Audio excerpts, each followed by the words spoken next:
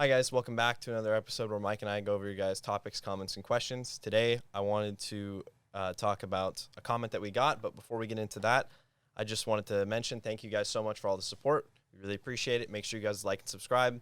All comments help the algorithm. They really do. They help us a lot, and we appreciate when you guys do it.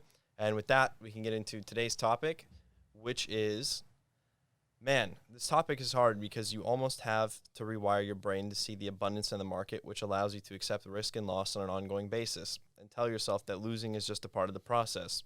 But then, when you're not getting anywhere over time, you realize you're probably taking bad or avoidable trades, and there's a bunch of subjective, non mechanical crap that goes into reading charts. It becomes really difficult to know when you lost because of an invalid setup versus, oh, that's just a loss. It's part of trading, move on. And we kind of touched on this a few episodes prior in a video, titled "When to Stop," or at least the theme of it. And I kind of wanted to get your thoughts and opinions on, this topic, and just how you're feeling about the comment. Yeah, I mean, I appreciate everyone sending in comments and emails. It's very nice. Keeps the conversation moving. I think what the person has thrown into sharp relief is how a person can benefit from backtesting. Right, when you're a discretionary chart reader, you're really in a world of randomness. You don't know. Granted, randomness I know is all around every one of us, even pure systematized traders. But when you don't know the why, it can really throw you off. As he or she has mentioned in the comment, you don't know why you're making money. You don't know why you're losing money. So then you have to ask yourself, why are you in the trade in the first place, I suppose? Like, is the goal to make money, or is it the goal to try to figure it out? And there's a lot to be said. If you watch this show enough, you'll understand that there are themes about entries, themes about exit, themes about adding to winners, trading your equity curve, emotional intelligence, trader psychology. And so we're just trying to expand on that work, and evolve it. So there will be sufficient overlap ongoing because there's always a new facet. There's a new way to look at things. I think living with the uncertainty of not knowing is part of the skill of becoming a trader too. Because if a person needs to know black and white, they're better off being purely systematic, because that's the only way that you can isolate what the heuristic might be that's leading to you making or losing money, to know for sure. Now, if you're making money, you could leave it alone. You could try to amplify it. If you're losing money, you could see how you can either eliminate it or diminish it, right? Case in point, an example of that is if you are looking at a back test and you can see the results of that back test over a minimum of, say, 10, better 20 years, you can see for sure how much you're making, what your best years, what your compounded annual growth rate is. But most importantly, you'll be able to see also the drawdown. What is both the duration and the magnitude of the drawdown? And that's one of the things that you're going to have to, live with. And so over time, that's something, if you had back tested your trading rules beforehand, you can get emotionally comfortable with the potential for that being the case. Now, it doesn't mean if you had a 14% drawdown that lasted 6 months, doesn't mean that you can't have a 20% drawdown. But the benefit of knowing of things ahead of time is that you get to calibrate your system, plus or minus 5%. And at that point, you're just becoming, I don't want to say addicted, but you get your solace from being able to follow your rules every day. It's not necessarily the outcome of any one particular trade. It's not even the outcome of a particular week. It's just that you have a set of rules. There's positive expected value. You have a very clear vision for where to enter and exit trades. Maybe you know where you want to add, take profits, maybe adding markets altogether or eliminating markets, which happens, right? When I grew up, we were trading all kinds of things that don't even trade anymore. They were delisted, like pork bellies, for example. So, the only thing you can do if you're a purely systematic trader is keep a very vigorous amount of notes as to why you're getting into trades in the first place, and then what are the criteria that you looked at, because there's no other way. They say, a short list is better than a long memory. Like you won't remember from week to week why you did what you did. You'll remember the feelings. So I tend to take a lot of notes. I've done a lot of back testing, stuff that I've done by hand. I've also used simulators. And again, all those things cost money, so I understand not everyone has the budget. They don't have the budget to study with me. They don't have the budget to, buy the trading engine. They don't have the budget for, getting the data feed that you need. And so you have to understand that those are limitations that you have. And you're going to have to make hay when the sun shines. You can either borrow the money if you really care, or you're going to have to ham hock your way and just understand that you're at a distinct disadvantage because no one could tell you the expected value of trying to trade a head and shoulders down chart pattern, right? Or any other popular one that's out there. You know what I mean? Sure. Yeah, it's funny, you mentioned like a back-tested system, and we talk about it quite a bit. Yep. And one of the things that I actually thought of and didn't really occur to me until like a couple days ago, actually, was that, in what I do in esports, like all of your settings, all of the stuff that people fiddle with their settings for hours, their crosshairs, and they get really, really weird about it. And like that's our version of a back-tested system.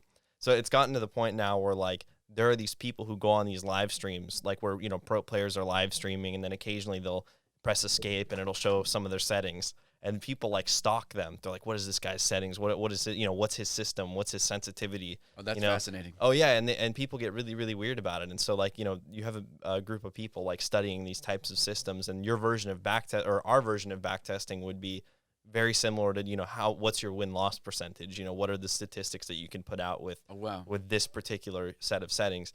And honestly, it gets a little complicated, and needlessly so. I think that for the most part, you should be able to just pick up the game and play. But there is definitely, like, as far as certain settings go, there's a lot of purpose in back testing. And, it's not a black and white answer. It's kind of the same thing. There's a little bit of ambiguity and kind of personal understanding that has to come with what, your version of your system is. Like you have to really put your own thought into it. And I just thought it was funny. You mentioned there's no black and white answers. It's kind of the same thing with what I do. Like, sure, one game you could change your settings a certain way, maybe switch to a much higher sensitivity, and you could get a decent amount of kills. But one, can you do that consistently? And two, like, is that just a one-off? Like, that's the big thing that people pay attention to is like, am I just lucky? Did I just have a certain muscle group in my wrist warm and the others weren't? It gets wild. Yeah, I mean, welcome to trading. I mean, because you never really know. You kind of have to take the thick with the thin. And, again, there are trade-offs. There's a financial trade-off if you don't have the money, and you're dealing with limited funds. I've spoken about this on the show in episodes where we went doing this together, and that, if your account is underfunded, and I define that as less than 25K, you really don't have enough room to make the mistakes that you need to make to learn your craft, right?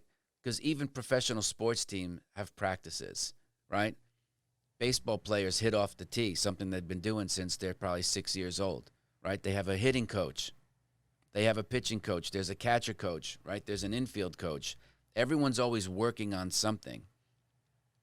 And so without a coach and without what I would call scientific data we can operationally define as the data that you would get from running a back test to seeing how your rules would have played out across any number of instruments, right? Not just the E-mini, right? So I think people, because they're underfunded, they back their way into bad trading rules, and they start with bad habits. And that's really difficult to overcome, like, because you don't have enough capital. You're doing, guys are trading with $2,500, trading the micro contracts at 6 o'clock in the morning for the hour and a half or 2 hours they have before they have to be at their 9-to-5 job, here in California. You're just starting by stacking bad habits on top of one another. And you put the odds against you even before you start. Because now you're forcing. It's like when you get the nut and it doesn't fit on the thread, but you're going to crank it down anyway, and you strip the threads. You're kind of doing that to your mindset because you're trying to say, well, I have this 2-hour window, and I have to make money in this 2-hour window. That's insanely difficult to do, and it's unrealistic. So people set them, and I'm very Buddhist about it.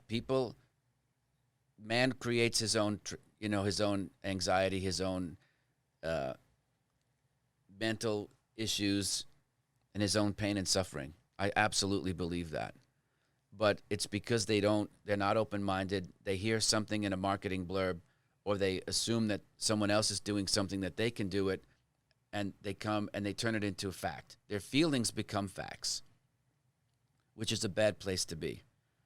And so they don't give themselves any room to be human beings at that point. And they struggle, and they go on, and they could do that for several years. I get emails from folks who have been like, I've been grinding for 3 years. I'm like, why? Why would you do that? Don't you love yourself enough to go do something that you'd be really good at? Now, I'm talking out of both sides of my mouth for sure, because it took me 4 years, but I had ample revenue streams. It was tight, but I still could pay my bills. And I was able to buy myself some time as I was perfecting the craft. And that's pretty well documented. I don't have to rehash all of that. There really weren't the resources that are available today. Commissions were too high to be a day trader back then, because stocks and traded in eighths, and most places had flat rates for their commodities trades. So you had to think at least weekly minimum for your position. The whole day trade thing was not, at least if you were at an institution, of course you could negotiate better rates.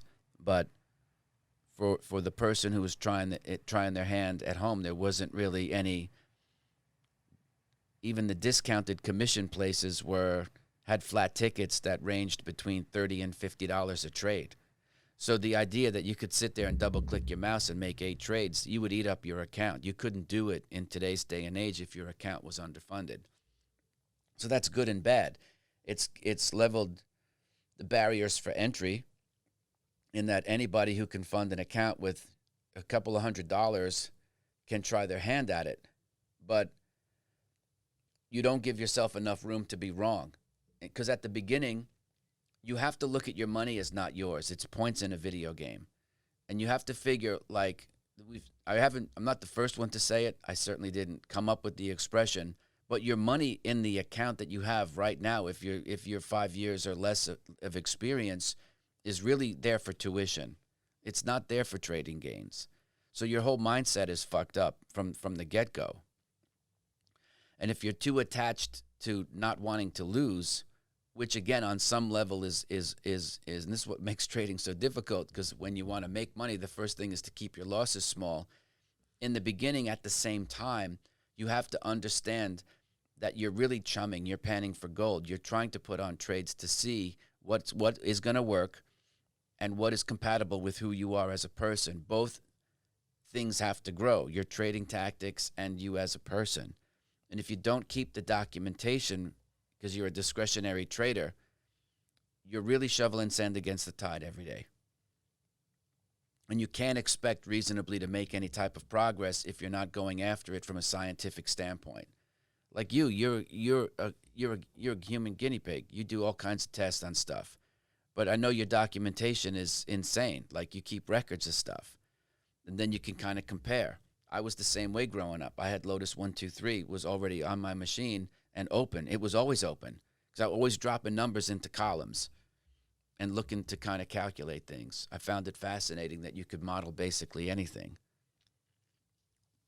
So that's kind of what I really think of myself more as a math modeler than a trader on some level, because it all started by looking at the data. Yeah. And the data and I'm not talking chart patterns. Chart pattern is open, high, low, close over time. That's one data set, right? But you can get super creative and look at the data many other ways to see if it shows you something that's not in that particular visualization. But that's where most people default. Why? Well, because it's cheap, easy, it's free, it's available 24/7. So I understand the frustration, but I also know that if you're doing the same thing every day, and you're not making the changes or you're not, trying to mark your progress or new things that you're attempting, and then what are the results of those new attempts, it's hard to look at you from the outside looking in and say, why are you doing what you're doing? because what gets measured gets improved or can get improved if you want it. Right. Yeah, one thing that's really kind of interesting about what I've learned about myself is that, like, I've kind of been a really good documenter, but not in ways that I would have ever expected. Like, I've always just been able to, like, take notes and, put them away. And then, I'm always, like, measuring my progress. Like, that's just something I do. Like, I'm always thinking, have I gotten better than I was 6 months ago with everything I do, not just with, like, one particular thing. Yeah. And then I'll look back on those, little notes that I put at some point, and I'll just be like, oh yeah, I have, or I haven't. And then here's what I need to change. Like, it's what I've done with esports. It's what I've done with games. It's like, have I gotten better with, my aim? Have I gotten better with my decision making? Like all the stuff, fundamental mechanics. Am I getting better? And I would just look at videos, notes I took. I have a book that's the size of the Bible, to go over my esports stuff. Like, it's big, and I just go over it all the time. And just see, like, I would annotate stuff. I'd be like, okay, well, here's a clip. Here's where you can find it in your computer, and this is what I was thinking the entire time. And I would write it out, and I would just see if my decision-making process from top to bottom was any better, or how it changed. That's brilliant. And I haven't seen it, but I know that's who you are. And I think what we're throwing into sharp relief is the subjectivity of trying to be a discretionary trader. You need to have an enormous amount of discipline, a really good attitude. And again, you have to be able to pivot, which can mean a few things to traders. One is you can really, really be bullish on things, but then you're allowed to change your opinion. You're allowed to change your position, right? You don't have to stay locked in. And so I kind of wonder what kind of, like, indicator creep shows up on a person's chart when their things aren't working. What do they allow to leak into their world because of lack of discipline? That's really what it comes down to. If you don't have a set of rules, then anything goes. Anything will look good for that particular day. So I think it's very, very difficult to want to trade stock index futures for 2 hours in the morning before you go to work. That, to me, starts as a losing proposition, right? Because now you're forcing yourself into a window with no particularly defined set of skills. You're putting an awful lot of pressure on yourself. Then you start to internalize that, right? And that's not going anywhere. No, and it's kind of like, to me, it's kind of like surfing a little bit. Like, I've been around surfers, hence the nickname from the company. And one thing I learned is, like, when they would, come into work, or, like, it would be, during the week and they need to show up, like, sometimes they'd be like 3 or 4 hours late. And I'm like, dude, like, you can't show up late to work. And he's like, man, I was waiting for the set. And I'm like, you're just waiting? You're not, like, what about, like, 2 hours? Like, just assign 2 hours of the, like, no, it doesn't work like that, bro. You can't do that. And it kind of feels like the same thing with trading in a way. Is like, and just a lot of things, you shouldn't, like, force it into a specific time window. You kind of have to wait for it. You got to, feel it. You got to be ready. You got to be ready. You got to be flexible. Like, after a few years, you got to remember, when I was going through my 4 years of hazing, so to speak, I was experimenting. I was trying lots of things. I simplified. I tried to make things completely simple, that I could repeat them and say, okay, in times of complete stress or shock to the financial system, what's the likelihood that I'm going to be able to pull off these trading rules with any kind of aplomb? Because when you have 45 different indicators, it has to be friggin' leap year, before you can get a trade on.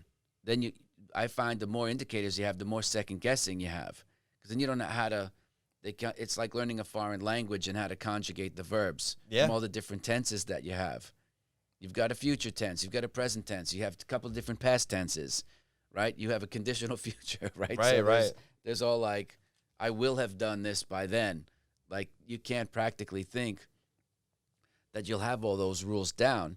And so I think people make it really hard on themselves by setting unrealistic expectations. There's no part of it where they just want to enjoy the ride.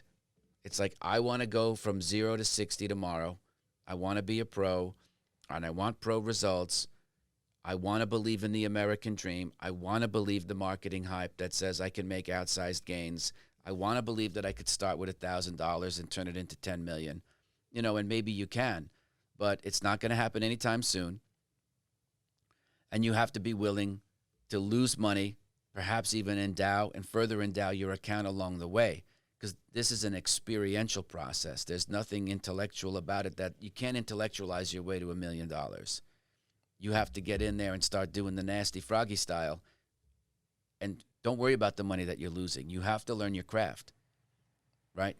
You have to learn what are your specific and non-negotiable entry criteria. That's going to require you to have the ability to also quiet your mind, because you can ask yourself a million times, well, what if this? What if that? Well, if you back-tested your rules, you can have that forced objectivity, because it won't look at all the other bullshit buzzing around your head. It says, okay, I'm going to enter on a 50-day high, or I'm going to enter on a moving average crossover, or I'm going to enter on a pullback to an exponential moving average. Whatever it might be, you force that objectivity, and you don't allow your monkey mind to intercede, which isn't always bad. There are I use a lot of discretion. I have great instincts at this point, but I earned them. Yeah. I got my fucking head kicked in a lot, but now I can say that I can do it, but not when I started. If you looked at what I did when I started, you'd be cringeworthy. Yeah. But it is that way for everybody. Sure. And in anything. Yeah. It's not pretty, but you have to figure out your own relative strength. How badly do you want it? And if you're one of those men or women at home who are trying this and struggling, what's wrong with pivoting? What's wrong with trying a longer holding period? And if you know how much you're willing to lose, what's wrong with buying a put or a call option on the underlying instrument and giving it a few more days, because you already know at that point what your worst case scenario is. If you even let the thing go to zero, there's no reason why you can't buy $1,000 worth of option premium and sell it at, $900 for a $100 loss. So you have to be very, very flexible and open-minded to experimentation. And that experimentation, one way or another, is going to cost you money. You can either get the backtesting engine, which will run you $700 to maybe $3K. You can pay a few $100 a month for the data, right? And use your credit cards if you have to. Like, this is what I did. Like, there was nothing that I wouldn't do to try to improve myself, because I knew what my relative strength was to learn and perfect my craft. Knowing that there's no definitive black and white answers on when that day is going to come. Yeah. So you got to spend time, you got to spend money to get the resources, you got to lose money in the market for a payday that's in the Ethernet. In the ether, is that what they call it? Ether, yeah. It's in the ether.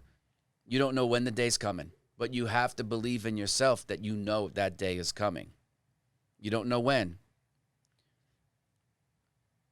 And that to me is the tricky part, because most people want definitive answers. That's why they buy someone's bullshit system of outsized gains, because they're like, there it is. Just buy the thing, send the money. I'll get the box of shit at home, and this will answer all the questions. Not just what I need to learn to edify myself, but it'll give me, I'll choose the start date, but at least I know if I start it, everything's going to fall into place. This is a fallacy. That doesn't work. That does not work at all.